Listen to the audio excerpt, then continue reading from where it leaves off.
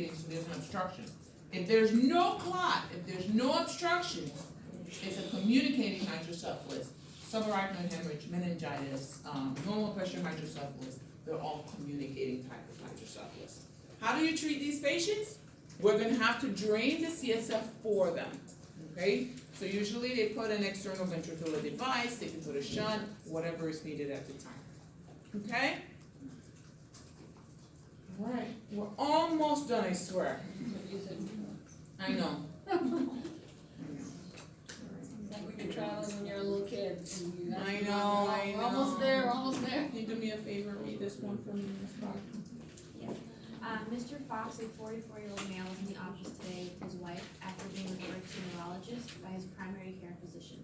The patient reports having a resting tremor in his right hand and some stiffness in the right arm for over a year now. He thought the tremors were related to nerves and would eventually resolve on its own. He also doesn't like going to the doctor, and his wife finally convinced him to go. On inspection, he noticed a pill rolling movement in his right hand at rest that resolves with active movement of the hand. On further inspection, relative slowness of fine, rapid movements of the right hand are noted, along with rigidity to the right arm. Okay, so we have spasticity, we have rigidity, we have pathological tremor. Okay, because it's associated with the disease process. Okay, it's a resting tremor. It's not an action tremor. It's not a tremor when I'm trying to do something. It's not an intentional tremor. It's not an action tremor. It's a resting tremor. Okay, so Parkinson's disease. Okay, remember Parkinson's disease. It is degeneration or absence of dopamine at the level of the striatum. It's in the basal ganglia. Okay, and usually what's happening is you have unopposed acetylcholine. Dopamine usually dampens acetylcholine at that level, and if there's absence of dopamine, acetylcholine is undampened. So you get this constant movement. These extrapyramidal kind of movements. Okay? Make sense?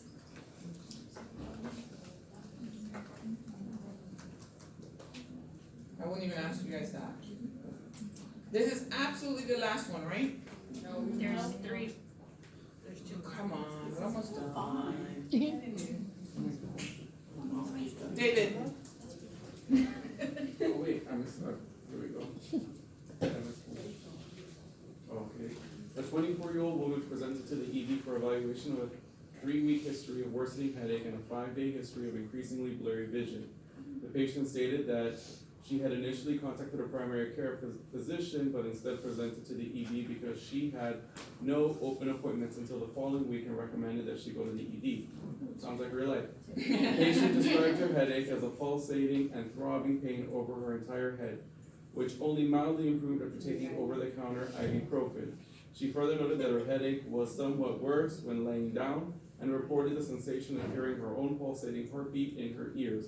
The patient had no personal or family history of migraines, tension, headaches, aneurysms, clotting disorders, bleeding disorders, or renal disease, and stated that she has never experienced this type of headache before. She denied photophobia, phonophobia, neck stiffness, fever, vomiting, cough, numbness or weakness in the extremities, or pain anywhere else in the body. All right. So all this lady has is visual changes and headache. But let's break this apart. Let's break this apart a little bit.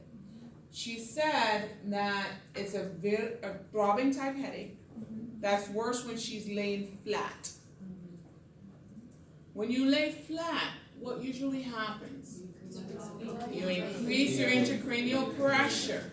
That's why you see anytime a neurological patient comes in, every time I go to the ED and my patient comes in and they intubate them, they leave them flat, and I go in, the first thing I do is I bring the bed up to 30 degrees. Okay? Why? It's going to decrease my intracranial pressure. So right off the bat, I know something neurological is going on because what she's saying sounds like an increased intracranial pressure because she has headache when she's laying flat. Okay? That's when it's worse. All right.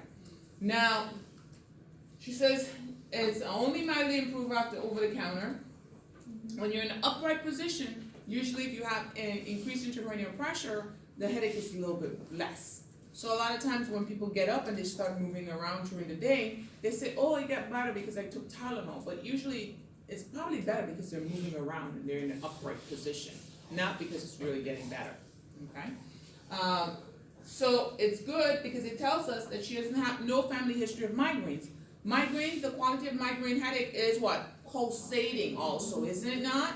It's a pulsating type of headache. But is it bitemporal or unilateral? Unilateral. That's the distinction between here, because this one is bilateral, this one, migraine, is unilateral. So if it's a pulsating type headache and it's unilateral, it's probably migraine. Migraine has photophobia, okay? Light sensitive. Phonophobia, sound sensitive, okay? They complain. If it's too loud, they don't want it. If it's too bright, they don't want it, okay? All right. She doesn't have any history of tension type headaches either, okay? She's not complaining of pain in one eye, which would be cluster type headaches. So it's not migraine from her description.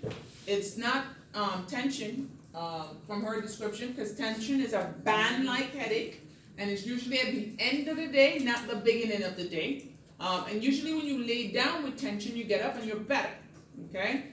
So these are the paradoxes that makes this a little bit different, okay? No neck stiffness, so I'm not thinking she's meningitis, okay? Because she doesn't have any nuchal rigidity, and she doesn't have any fevers, okay? So usually your neuro nurses, you know them, because you tell them, I have a headache, and I have a little bit of fever, oh, they'll turn your neck. That's the first thing a neuro nurse does. Headache, fever, oh, you're good. Check. You have nuchal rigidity, they're thinking meningitis, okay? I know my daughter's gotten her head twisted a lot of times. I'm like, my head hurts. Let me check you. You have a fever? You'll be okay, okay? So that's you check. So no meningitis there. What can be going on with this lady? One, if she's overweight, you want to think, first thing, idiopathic intracranial hypertension. Right? And they get it. Idiopathic intracranial hypertension. Or I can give you the better name, pseudotumor cerebri. Pseudotumor cerebri. Idiopathic intracranial hypertension. So you have migraine, which we says unilateral, okay? Not associated with increased intracranial pressure. Photophobia, phonophobia. We have tension, which is band-like, okay? Associated with stress. Better at the end of the beginning of the day, worse at the end of the day.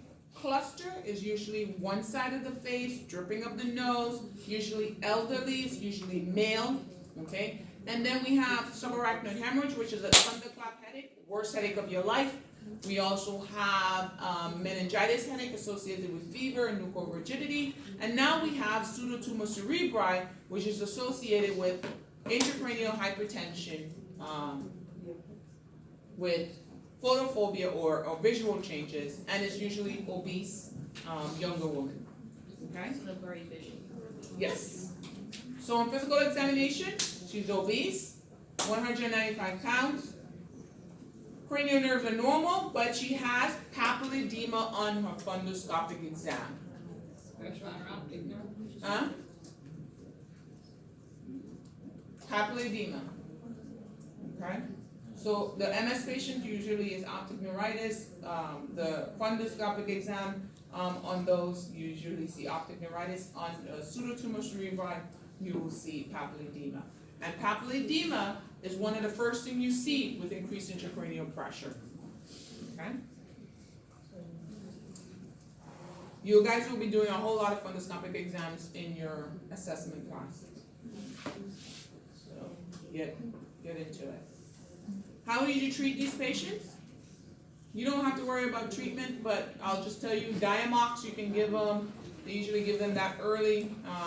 Carbonic anhydrase inhibitors, and usually they at high risk for metabolic acidosis because you inhibit carboxylic anhydrase. which means you let go of your bicarbonate, they can actually not do very well. Or they can put in a BP shunt. Is this the last one now? Yes. See? There. Katharina. Sam, 18-year-old male who was involved in a head-on motor vehicle accident 2 days ago. He's in the intensive care unit on a ventilator. Since admission, he has been intubated. He has no sedation on board. He does not open his eyes or respond to voice. Okay, what's his level of consciousness? He has a No? Is he lethargic? Is he obtunded? Is he stuporous? Or he's in a coma? coma. Coma. Lethargic, remember, they answer you, they wake up, they talk to you, they can be confused. Obtunded, you need to use stimulus to wake them up, okay? Stuporous, rub, you have to inflict pain. Coma, nothing, okay? All right, go ahead. His feet and arms extend and toes flare with noxious stimulus. Okay, so he's doing this. The cerebral. It's cerebral posturing. If he was doing this, if I said he was flexing his arms and stretching his leg, that would be decorticating. Decerebrating means that brain, cerebral and spinal and brainstem are gone. This corticate usually means the cerebral hemispheres are gone. Okay? So cerebral hemispheres, the corticate, cerebral hemispheres and brainstem, the cerebral. Okay? Go ahead. His pupils are 6 millimeters, non-reactive bilaterally. Okay, that means that cranial nerve 3 is being compressed. That means the uncus is down, everything is coming down. Okay? He has no cough and no gag. Okay? That means cranial nerve 9 and 10 are gone. And cranial nerve 9 and 10 are where?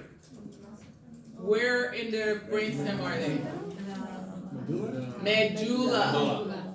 Okay? Remember, 1 and 2, cerebral hemisphere. 3 and 4, midbrain. 5, 6, 7, and 8, pons. 9, 10, 11, 12, medulla. Okay? All right, go ahead. When you move his head from side to side, his gaze stays fixed. Good. Stop right there. Doll's The doll's eyes. Doll's eyes. Is it positive or negative? It's positive. It is negative. Oh, it stays. It stays. When I move his head this way, when I move my head this way, my eyes look up. When I move my head this way, my eyes look up. That is a positive doll's eye, and that's a good thing. Yes. It's very different. Okay? The one where it's When it goes the opposite direction, that's a positive doll's eye. Positive doll's eye, that means my brainstem is intact. Okay? Positive doll's eyes. Positive doll's good. eyes. I look up. That's good. That is good. That's good. If it does not happen, if I move my head this way and my gaze stays fixed, that is a negative doll's eyes, and that is a very bad thing. Okay? All right. Go ahead, Katarina. when you instill cold water into his ear, his eyes again remain fixed. That's Okay. Bad. You're supposed to. That's You're supposed bad. to go towards. Because you're supposed to look towards the stimulus. Stimulus. Okay, and when you go to assessment, you're gonna learn cold, opposite, warm, same. But I'm not gonna give you that now, don't worry about it. Take it back, okay? We're just talking about cold caloric here. Okay, you instill cold water into the ear, and they usually look towards the stimulus, okay? And their eyes oscillate in the opposite direction, they have nystagmus, alright?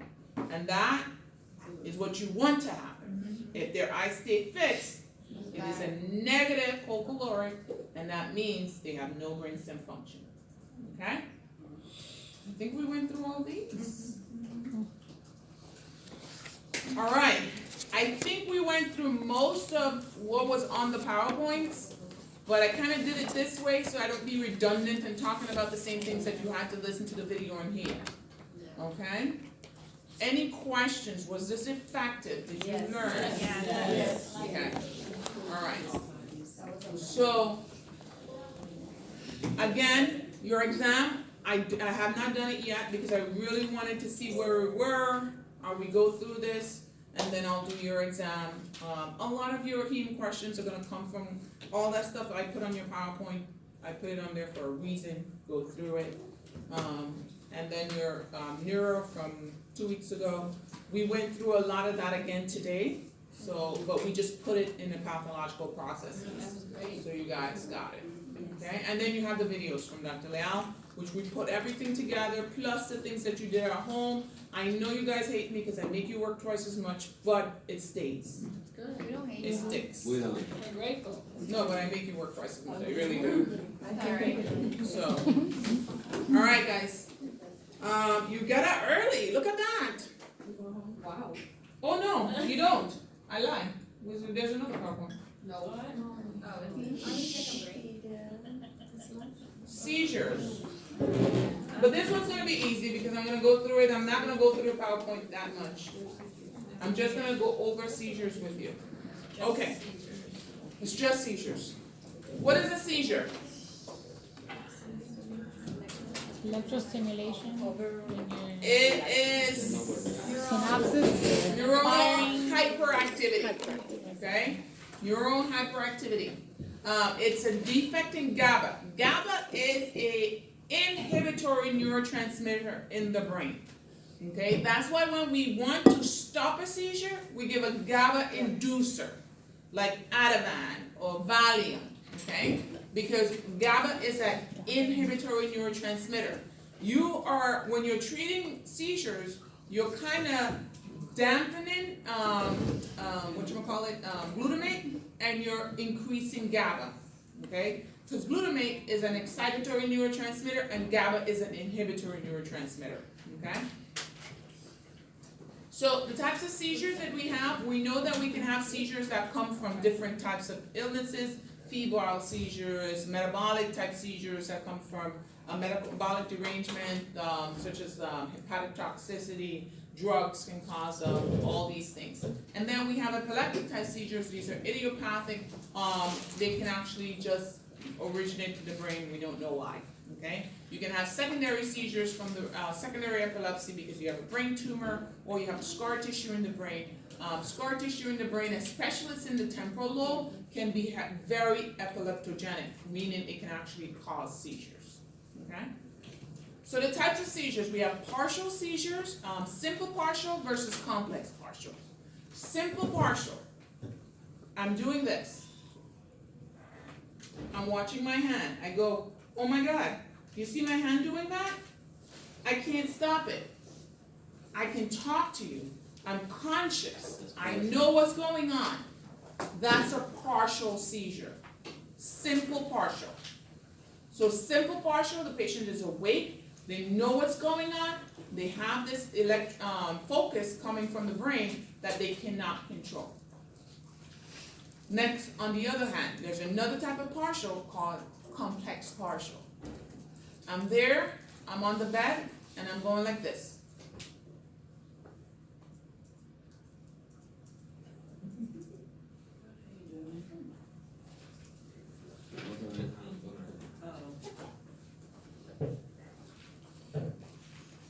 And he's there, my eyes are open, but I cannot see him. I don't know what's going on in the room. My eyes are open, and I keep looking, but nothing is registering. These people can actually walk and have a seizure. They can just be walking, and they have no idea what's going on around them. Okay? Their eyes are open. Their brain is partially awake, but they have this abnormal firing, and they're not connecting. So they're almost like a zombie. Okay? That's a complex partial. Complex partial seizures. Sometimes they do like this, they play with stuff. You'll see them just like this. If they're in the hospital, they'll play with the sheets. And you walk in the room, their eyes are open, you think they're ignoring you, but they're having a seizure. And then they break, and they're confused. Okay? They have that post-ictal phase. They wake up, they don't know where they are, they don't know what happened. Okay? But you're like, well, they were never sleeping. Their eyes were open, but they were not there. Okay? And then the other type, we have absent seizures. Absent seizures usually happen in kids. So usually what happens with absent seizures is they're there, and then they're not there. And then they come back. They're there and they're not there. And then they come back. Usually kids are who suffer from these types of seizures. You have tonic-clonic seizures, which are grand mal seizures. Absence seizures are entire brain is involved. Complex partial seizures are part of the brain is involved. Okay? Simple partial seizures are parts of the brain that's involved. Tonic-clonic seizures are complete brain. So absence, complete brain, tonic-clonic, complete brain. Okay? And when you say complete brain, usually they have this abnormal firing of neurons all over. So usually they have the tonic and then they have the clonic periods. So they move and then they stiffen. They have tonic-clonic seizures. Okay? They're not awake. They can't control it. They can't tell you, I'm having a seizure. Usually they don't know. Sometimes they know when it's coming on because sometimes they can have R's. People who have R's the most are usually the complex partials. They'll tell you they taste like burnt toast in their mouth or they smell something. Okay? Yes. And a lot of times the thing that they have, which is a precursor, their aura, it corresponds with where the seizure is. So if their epileptogenic focus is in the temporal lobe, a lot of times they'll have something like they'll hear something. Okay? They'll hear a noise. If their epileptogenic focus is in like the frontal lobe or the occipital lobe, in the occipital lobe they'll have a visual aura. Okay? So it usually corresponds with the area of the brain that's being affected. Okay? That's it. That's all the thing said, but it just said it a lot more. I can go through the whole thing if you want, but I know you're tired, and I'm gonna go through a little bit of it in pharmacology, so you'll be okay. All right. All right. So I see you guys at 4:30.